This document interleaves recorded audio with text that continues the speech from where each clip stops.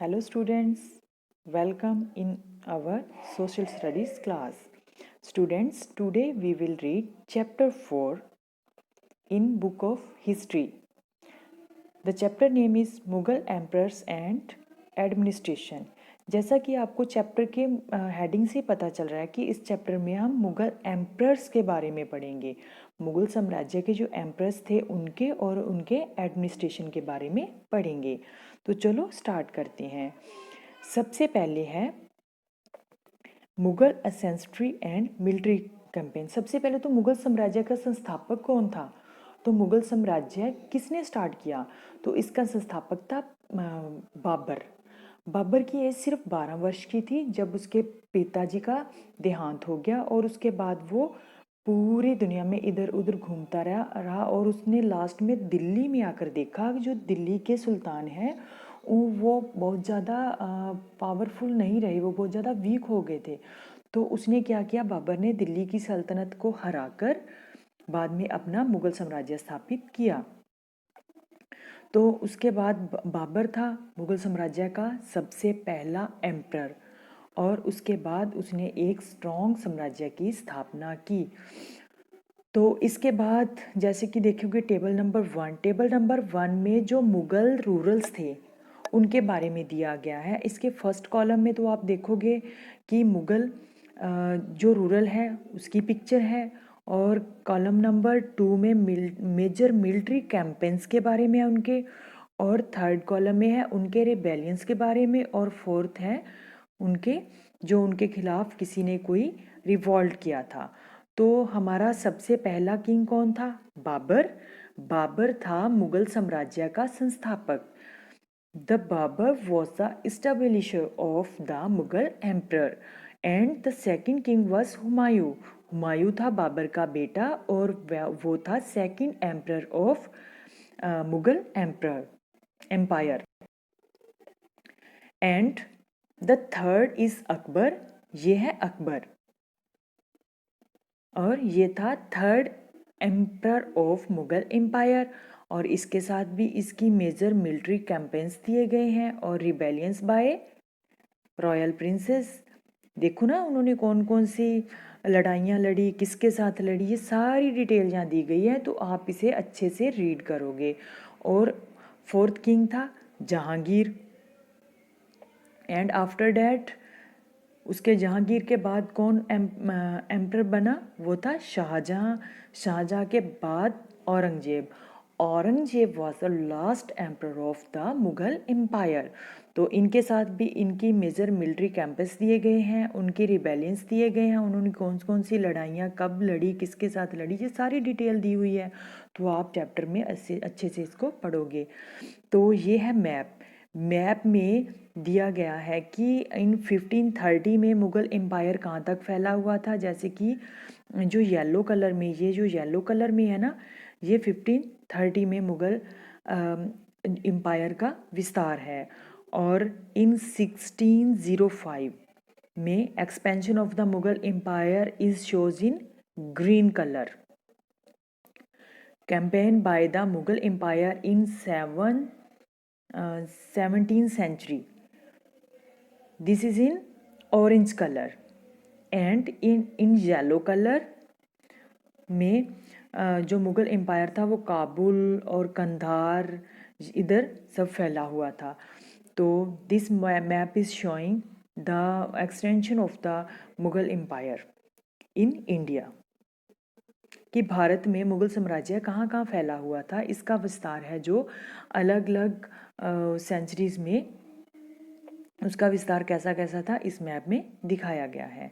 तो इसके बाद क्या है, इसके बाद जैसे कि लेट्स टाइप 1, पहले आप अच्छे से चैप्टर को रीड करोगे, उसके बाद आप इन क्वेश्चंस को के आंसर फाइंड आउट करने के लिए ट्राई करोगे। और उसके बाद आ जाता है relations with the other rulers. तो अब बात आती है कि जो मुग़ल एम्परर थे उनका बाकी के रूलर के साथ रिलेशन कैसे थे। तो उनके बाकी के जो रूलर थे उनके साथ रिलेशन बहुत अच्छे थे। उनके मोस्टली रिलेशन थे राजपूत्स के साथ। काफ़ी सारे तो राजपूत राजाओं ने उनके साथ एक रिश्तेदारी बना ली थी। उन्होंने क्या किया कि अपनी बेटियों की शादी मुग़ल एम्प्रेस के साथ कर दी थी। तो जैसा कि ऑफिशियली उनके साथ अच्छे रिलेशन थे, बट कुछ एक एम्परर थे, रूलर थे, जो कि जिनकी मुगलों के साथ कुछ अच्छी शुरू में नहीं बनी, जैसे महाराणा सांगा, राजा अमर सिंह, और जैसे कि महाराणा प्रताप थे। तो इनके they were the opponent of the Mughals. तो इन्होंने काफ़ी उनके साथ कुछ उनकी मुठभेड़ भी हुई, लड़ाइयाँ भी हुई, but in the end the Mughal emperor respectfully return the watans to the opponents. तो उन्होंने क्या किया, जो मुगल्स थे ना, उन्होंने जो उनके ओपोनेंट्स के साथ लड़ाई के बाद जो भी उनका कुछ एरिया था अपने अंडर कर लिया, तो बड़े इज्जत मान के साथ उनको वापस दे दिया with an assignment. Watan there were given back to them as assignment and were known as the watan jagir. Most of the Mughal ruler ensured not to disrespect the ruler they had defeated. तो वो कभी भी जिस भी रूलर के साथ उनकी लड़ाई या झगड़ा हुआ, तो उसको कभी डिसरिस्पेक्ट नहीं करते थे। वो उनकी भी रिस्पेक्ट करते थे। दे वर द गुड रूलर्स। तो नेक्स्ट टर्न आती है कि मुगल ट्रेडिशन में सक्सेशन कैसे होता था। जैसे कि मुगल साम्राज्य में उत्तराधिकारी कैसे नियुक्त किया जाता था, कि पहले तो जैसे एक प्रथा थी ना, कि जैसे कोई राजा की डेथ हो जाती है, जो वो अपना सिंहासन किसी, तो ये रूल होता था कि वो अपने बड़े बेटे को सिंहासन पर बिठा देता था। बट मुगल साम्राज्य में ऐसा नहीं था। मुगल साम्राज्य में जो एक राजा था, वो सभी अपने बेटों में जो अपना पूरा उसका साम्राज्य था, उसको अपने उसके अगर 3 बेटे हैं, 4 बेटे हैं, तो उनमें बराबर हिस्सों में बांट कर देता था। ये नहीं होता था कि किसी के 2 बेटे हैं, 4 में, तो सबसे बड़े बेटे को सिंहासन पर बिठा देगा और दूसरे ऐसे नहीं, ऐसा बिल्कुल नहीं था।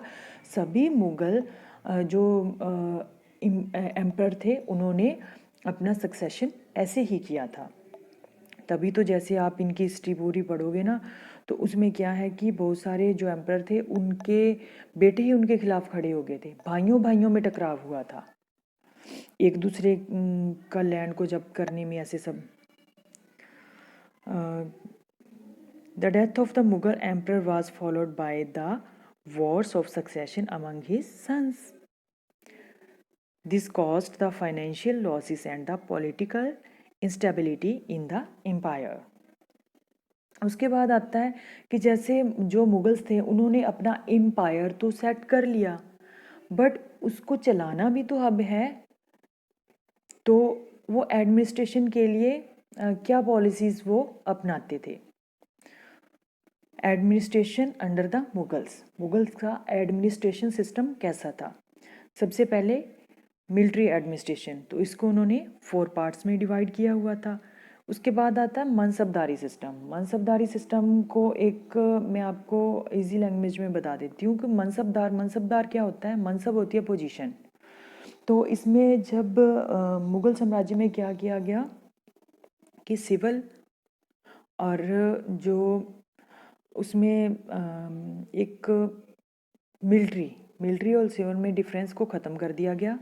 तो इसमें पूरा साम्राज्य राजा के अंडर ही होता था। तो जो मनसब होते थे, उनको उनमें ये एक तो होते थे जाट और दूसरे होते थे सवार। जाट होते थे सिपाही और सवार होते थे घुड़सवार। तो उसमें ये डिसाइड किया जाता था कि कितने सवार रखे जाएंगे और कितने घुड़सवार, उसी के अकॉर्डिंग उनके रैंक्स होते थे। तो ये तो था मनसबदारी सिस्टम। अब ये आता है कि जो मनसबदार थे या जो वर्कर्स थे, उनको पे भी तो किया जाता था ना। उनको पे करने का क्या सिस्टम था, उनको पे कैसे किया जाता था। उनको पे, उनकी जो सैलरी थी, उन्हें बाय कैश दी जाती थी, या कई बार क्या होता था कि उनको कुछ जगीरें दे दी जाती थी। कुछ जगीर होती है एक पीस ऑफ लैंड, एक ज़मीन का टुकड़ा या कुछ एरिया दे दिया जाता था कि उससे वो रिवेन्यू कलेक्ट करेंगे।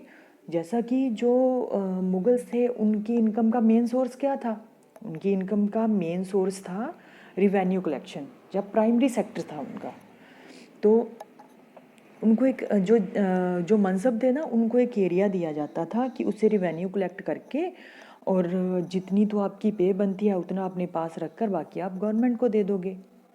तो जो राजा होता था उसकी नज़र हो रहती थी पूरे नेशन, क्योंकि उनके बीच और कोई नहीं था ना, डायरेक्टली वो सबके ऊपर ध्यान रखता था। तो जो मनसब अच्छे से काम करता उसकी जागीर लंबे टाइम तक उसके पास रहती और वह उससे अपना अच्छा गुजारा करता था। तो ये तो था जागीरदारी सिस्टम, जब किसी मनसब को बाय कैश पे ना करके उसे जागीर दे दी जाती थी कि इससे रिवेन्यू कलेक्ट करके तुम अपना जो सैलरी है वो रिसीव कर सकते हो। तो ये तो था जागीरदारी सिस्टम। जागीरदारी सिस्टम में जब कोई जागीर अपना काम अच्छे से नहीं करता तो उससे उसकी जागीर छीन ली जाती थी। अगर कोई जागीर या कोई मनसब उसकी डेथ हो जाती है तो इसका ये मतलब नहीं होता था कि उसके बेटे को वो जागीर दे दी जाए, ऐसा कुछ नहीं था। इसमें हेरिडेटरी सिस्टम बिल्कुल नहीं था। उसके बाद जो अगर उसका बेटा या कोई उस तरह का मनसब बनना चाहता है तो उसको पूरी प्रोसेसिंग के चलते एक मनसब बनना पड़ता था, फिर उसके बाद उसे जागीर मिलती थी। तो ये तो था जागीरदारी सिस्टम। और उसके बाद आता है जमींदारी और जब्त सिस्टम। लैंड रेवेन्यू और the tax collected from the peasants was the main source of the income, जैसा कि मैंने आपको बताया। तो जो एक अकबर के टाइम में था राजा टोडरमल, उसने कुछ ज़ब्त के कुछ सिस्टम बनाए थे। सबसे पहले तो लैंड थी वो मेज़र करके दी जाती थी सबको, लैंड मेज़रमेंट। और उसके बाद आता था उसके ऊपर कल्टीवेशन, कल्टीवेशन किस तरह से कैसे करनी है और कब उसको ज़मीन को खाली छोड़ना है, कब उस पर खेती करनी, ये सब कल्टीवेशन के बारे में था। और थर्ड था हर क्रॉप का जो टैक्स था वो कैश में था। तो इस तरह का एक सिस्टम बना। अकबर्स पॉलिसी ऑफ सोइल कुल। तो अकबर का जो एक एम्पायर था वो एक पॉलिसी को फॉलो करता था, सोइल कोड। वो क्या थी? तो अकबर बहुत धार्मिक विश्वास वाला था। तो उसने क्या किया, वो सभी धर्मों का रिस्पेक्ट करता था। वो ये नहीं था कि सिर्फ मुस्लिम धर्म का। तो उसने इसके लिए क्या किया, ही अबॉलिश द जजिया। उसने एक जजिया नाम के टैक्स को एबॉलिश किया जो कि नॉन मुस्लिम को पे करना पड़ता था। तो वो एक ऐसा आदमी था, वो सभी धर्मों को डोनेट करता था, धार्मिक स्थलों को वो सभी धर्मों की रिस्पेक्ट करता था। वो अपने अलग अलग धर्मों के स्कॉलर्स की सभाएं बुलाता, उसमें धार्मिक विषयों पर चर्चाएं होती, तो वो उनको अच्छे से सुनता। सुनने के बाद उसने ये रियलाइज़ किया ऐसी बात नहीं है कि एक ही मुस्लिम धर्म नहीं है, ये बात गलत है कि एक ही मुस्लिम धर्म है और बाकी सभी धर्म झूठे हैं, बिल्कुल नहीं। तो उसका जो प्रशासन था वो इस सुई कुल पॉलिसी को फॉलो करता था। तो ये जो पॉलिसी थी वो किस पर एम्फेसिस करती थी? On the morals of honesty, justice and the communities. सोइकुल एन इम्पॉर्टेंट पार्ट। तो जो पॉलिसी थी वो अकबर के प्रशासन की एक इम्पॉर्टेंट पार्ट थी, जो उसके सक्सेसर, जो उसके उत्तराधिकारी जहांगीर और शाहजहां ने भी फॉलो की थी।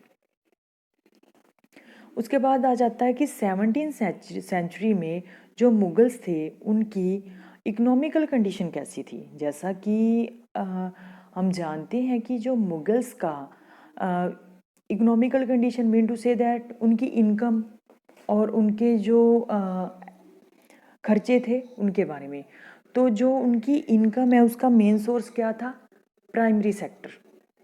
प्राइमरी सेक्टर से ही उन्हें मेनली इनकम होती थी। प्राइमरी सेक्टर खेती, तो खेती से उनको इनकम क्या थी?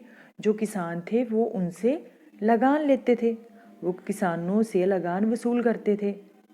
तो जो ये मुग़ल एम्पायर था ना, काफ़ी खुशहाल और फला फूला एम्पायर था। काफ़ी फैला हुआ था, काफ़ी सारे विजिटर्स, फॉरेनर विजिटर्स आते, तो वो बहुत इम्प्रेस होते देखकर। इवन कि एक बार क्या हुआ, एक फॉरेनर था विलियम फिंच, वो आया, who travel during the Jahangir shrine, वो जहांगीर के राइन में आया और उसने पाया कि जो आगरा और लाहौर हैं वो लंदन से भी बड़े हैं। तो बट उसमें जो ट्रैवलर्स थे उन्होंने एक बात और पाई कि इसमें जो मुग़ल एम्पायर में जो रिच और पुअर के बीच का गैप बहुत ज़्यादा था।